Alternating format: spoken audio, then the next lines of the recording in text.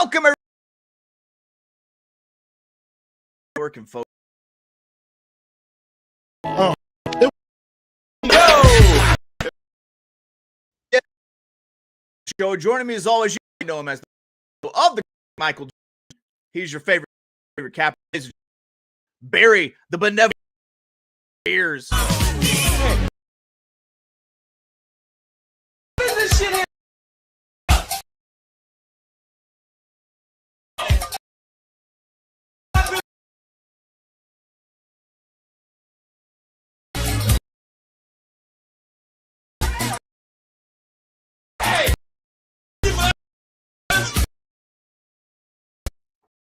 Barry?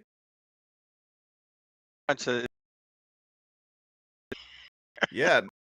Barry, there was a time where I burns it down. Burns dance. Wait, don't now? Oh, I got kids, Weak. surgeries. Dude, Barry, I had a heart attack and I still do that shit.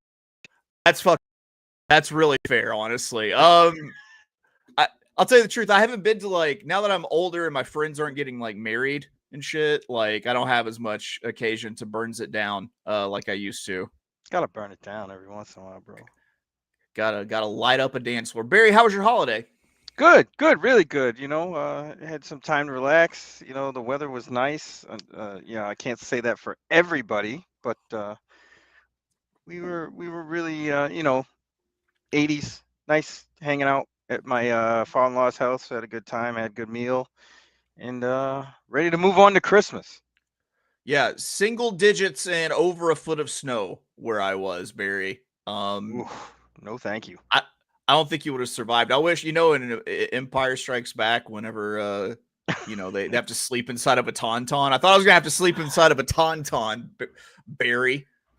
As a kid, I always thought that scene would smell like vinegar or something like that.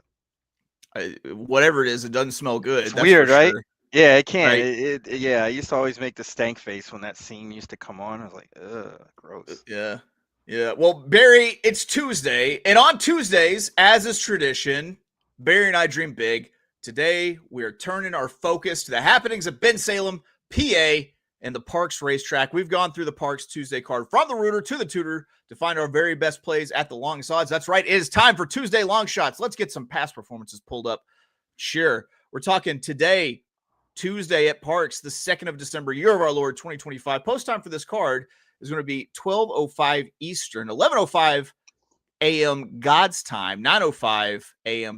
Pacific time, out on the Pacific Coast. And Barry, you kick us off today.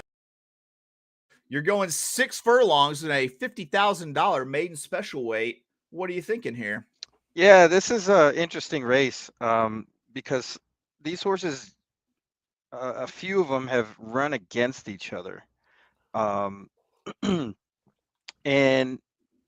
they're starting to get familiar with each other, I think, and I think this race is going to play more like a non-maiden special weight than it is a actual maiden special weight.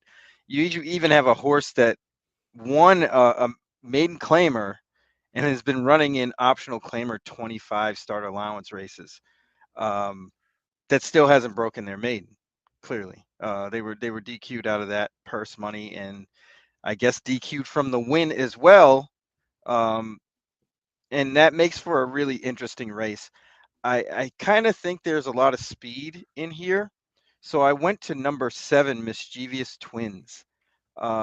This horse last time kind of woke up a little bit with the rider change to Rodriguez and ran a really particular buyer of 57, which was way bigger than the previous efforts.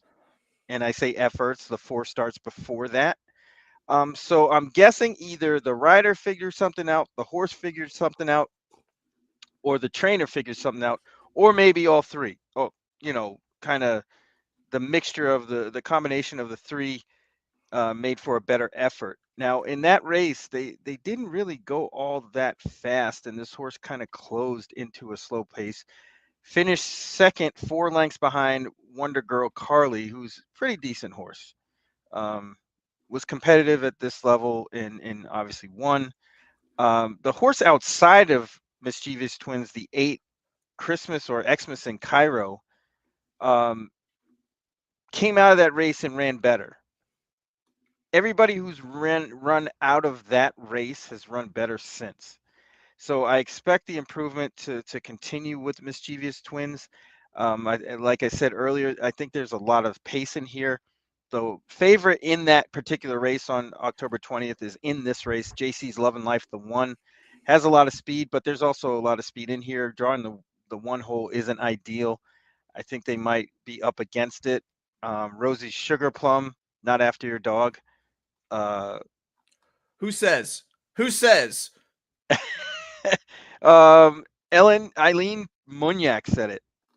That's fair. That's fair.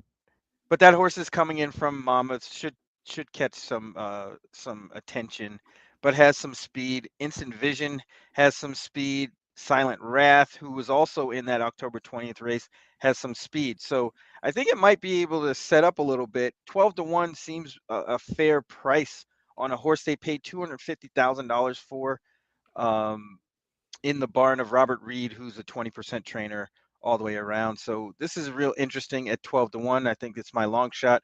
So we're going to go $20 to win on number 7, Mischievous Twins, in race number 6 at Parx today. And we are going to the hoop. I love Duncan, guy. What are you talking about? All right. I've got a long. Euro What'd you say? Euro step and then a dunk? How's that work? Yeah. Oh, yeah. Okay. Tony Parker-esque.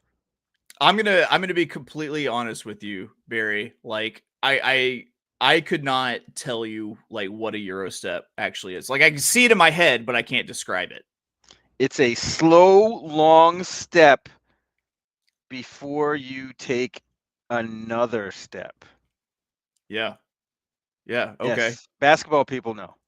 So basically, just the way I walk is I'm just constantly yeah, stepping. Just giant steps and slow. All right. Well, real quick, I've got my play coming out of race 10, but I would be negligent not to remind you that we've got a $250 sign-up bonus with our friends at First Bet. That's the Roman numeral 1, stbet.com. Unlock a $25 bonus for every $100 you bet over your first 60 days, up to a max bonus of $250. All you got to do is use that promo code when you sign up, NOTB250. That's right, NOTB250 at the number 1, stbet.com. All right, Barry, my play comes out of race 10, 6.5 furlongs, a $7,500 non-winners of one something. I'm not here to read your fucking conditions. Claiming on the dirt, and I'm playing a horse at morning line odds. They're a little bit lower than what I try to play on these long shot Tuesdays.